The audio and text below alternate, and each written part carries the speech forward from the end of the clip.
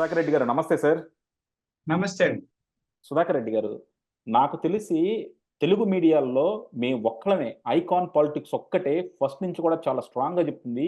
BJP negative మోడ్‌లో ఉంది. BJP పతనం అవుతుంది. బీజేపీతో పెట్టుకుంటే మనకి భవిష్యత్తు అన్నది చాలా అంధకారంగా ఉంటదని మేము చెప్తా ఉన్నాం. గట్టిగా చెప్తా ఉన్నాం. మమ్మల్ని మా వ్యూవర్స్ చాలా మంది కూడా కిండల్ చేస్తా ఉన్నారు.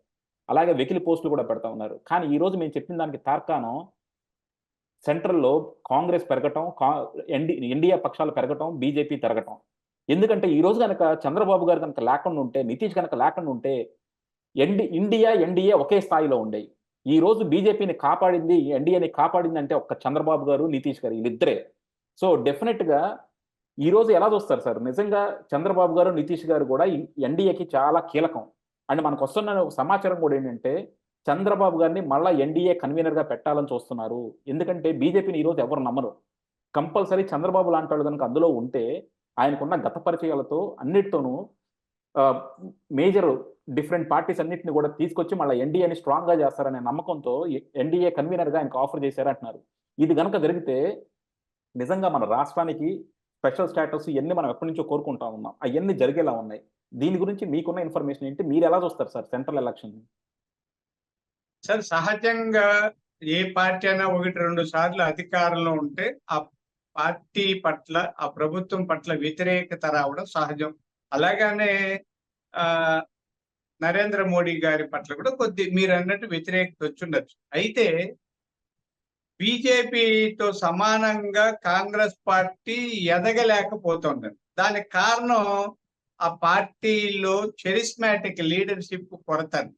ఇక్కడ అంటే నేను ఒక విశ్లేషకుడిగా అనుకోండి. తెలుగుదేశం పార్టీ వెనక నా బ్యానర్ ఉన్న తెలుగుదేశం పార్టీ కాకుండా చెప్తున్నా. కాంగ్రెస్ పార్టీలో మంచి నాయకత్వం లేకపోవడం. అయితే అది ఎట్లనో ఇప్పుడు వాళ్ళు మా కూటమిలో ఉన్నారు.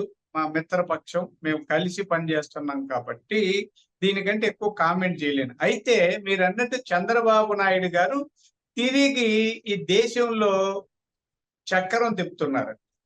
ఆయన జాతీయ స్థాయిలో గొప్ప నాయకుడిగా ఎదగడానికి ఇప్పటి పరిణామాలు, పరిస్థితులు అవకాశం కలిగించాయి. ఆయన కింగ్ మేకర్ అవుతారు. జాతీయ రాజకీయాల్లో కింగ్ మేకర్ అవుతారు, చక్రం తిప్పుతారు. దీనికి అంతటికి కారణం ఏమంటే చంద్రబాబు నాయుడు గారి అనుభవము, నిబద్ధత, నిజాయితీ, రాజకీయ వ్యూహాలు, ఆయనలో ఉన్న తెలివితేటలు అన్ని అనుకోండి. మొన్ననే మేము ఆయన మీద ఒక పుస్తకం వేసాం. అనంత భావజాలికుడు చంద్రబాబు నాయుడు గారు అని. ఒక ఆయన శ్రీనివాస్ ప్రసాద్ గారు రాస్తే నాకు తిరుపతిలో ఆ పుస్తకాన్ని ఆవిష్కరించాము. రామ్నాథ్ గారని ఇంతకు ముందు రేరా చైర్మన్ ఆయన వచ్చి ఆవిష్కరించాడు. అక్కడ ఇవన్నీ చర్చించాం. ఈరోజు చంద్రబాబు నాయుడు గారి చరిస్మాకి, తెలివితేటలకి, జ్ఞానానికి, వికాసానికి, విజ్ఞతకి, వ్యూహాలకి అన్నింటికి కూడా పరిపూర్ణత సిద్ధించింది అని నాకు అనిపిస్తోందండి. మీరు అన్నట్టు భవిష్యత్తులో రాజకీయాల్లో రకరకాల పరిణామాలు ఉంటాయండి. కాంగ్రెస్ రావచ్చు, బాగా డెవలప్ కావచ్చు. జీవితకాలం ఒకే పార్టీ అధికారంలో ఉంటుందని చెప్పలేం కదా. ఆంధ్రప్రదేశ్ లో నా ఉద్దేశం అంటే మీరు అన్నదాన్ని చెప్తున్నాను. జగన్మోహన్ రెడ్డి గారు ఇంకా పార్టీ ఉండదండి. అది రద్దు చేసుకొని వెళ్ళాలి.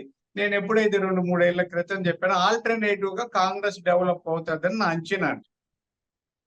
ఖచ్చితంగా ఆ ఉన్న 10 మందికి లోపలే గెలవచ్చు. 10 మందో 9 మందో ఎవరో వాళ్ళు కూడా ఉండరు. జగన్మోహన్ రెడ్డి గారు ఇంకా కుట్టు మూసేసి పారిపోతారని.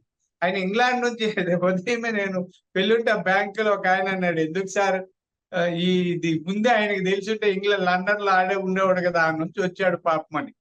సార్ ఇది గుర్తు పెట్టుకోవాలి. జగన్మోహన్ రెడ్డి గారికి చెప్తున్నాను, చంద్రబాబు ఆయన చుట్టూ ఉన్న కిరాతక రాజకీయవేత్తలు చంద్రబాబు నాయుడు గారిని అవమానిస్తారా? ఆయన ప్రతిజ్ఞ చేశారు చంద్రబాబు నాయుడు గారు, నేను గెలిస్తేనే తిరిగి వస్తానని. గెలిచి కాదు, అనూహ్యమైన గెలుపుతో తిరిగి వెళ్తున్నారు. ఆ రోజు చంద్రబాబు నాయుడు గారిని అవహేళన చేసిన వాళ్ళు ఎక్కడండి? కొడాలి నాని ఎక్కడ? రోజా ఎక్కడ? అంబటి రాంబాబు ఎక్కడ? ఎవడు కోడిగుడ్లోడు దొరకలా, కొబ్బరికాయలోడు దొరకలేదని సర్వం చిత్తుగా వెళ్ళారు. ఇప్పుడు అతనికి శిక్ష అండి. జగన్మోహన్ రెడ్డి గారు ముసి నవ్వులు, సత్తా ఉంటే రాయలసీమ వాడంటే సింగిల్ గా వస్తా సింహం అనుకుంటే సింగిల్ గా వెళ్ళి అసెంబ్లీలో మాట్లాడి తిరిగి రండి. సిగ్గు శరం ఉంటే. ఈ నా ఉద్దేశం ఆయనకి పోడండి, అసెంబ్లీకి పోడు, మామూలుగా ముఖ్యమంత్రిగా ఉంటే బయట తిరగడు. ఇంక ఈ పాదయాత్రలు ఈ యాత్రలు చెల్లవు. పాపం ఆయన ఏం చేస్తాడో నాకు కూడా అదే. వాళ్ళు త్వరగా జైలు కన్నా పంపిస్తే శిక్ష ఏదో త్వరగా ముగిచేసి బయటన్నా రావచ్చు. జైలుకి వెళ్తాడా, ఇంగ్లాండ్కి వెళ్తాడా, ఇంటికి పరిమితం అవుతాడా, రాజకీయ పార్టీ కొట్టు మూసేస్తారా, వేచి చూడాలండి. యా కానీ సెంట్రల్ లెవెల్‌లో ఎలా ఉండబోతుంది సార్? ఇప్పుడు సెంట్రల్ లెవెల్‌లో బీజేపీతో తెలుగుదేశం. ఎందుకంటే ఈరోజు చాలా కీలకంగా ఉంది. అండ్ చంద్రబాబు గారు కూడా కన్వీనర్‌గా ఉన్న అనుభవం కూడా ఉంది.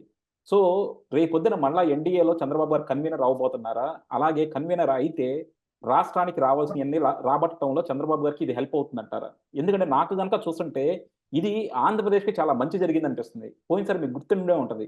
జగన్మోహన్ రెడ్డి గారు చెప్పారు. వాళ్ళకి పూర్తి మెజారిటీ వచ్చింది. మనం ఏం చేయలేకపోతున్నామని. అది ఒక విధంగా నిజమే. ఈరోజు ఆళ్ళకి పూర్తి మెజారిటీ రాలా. చంద్రబాబు గారికి మంచి అవకాశం వచ్చింది. సో, ఇది నిజంగా మీకు దేవుడిచ్చిన వరం అనుకుంటారా సార్? ఖచ్చితంగా అండి. మనకు ఆంధ్రప్రదేశ్‌కి మంచి రోజులొచ్చాయి. మన మెజారిటీ అవసరమైంది కాబట్టి పొత్తు ధర్మాన్ని చంద్రబాబు నాయుడు గారు పాటిస్తారు.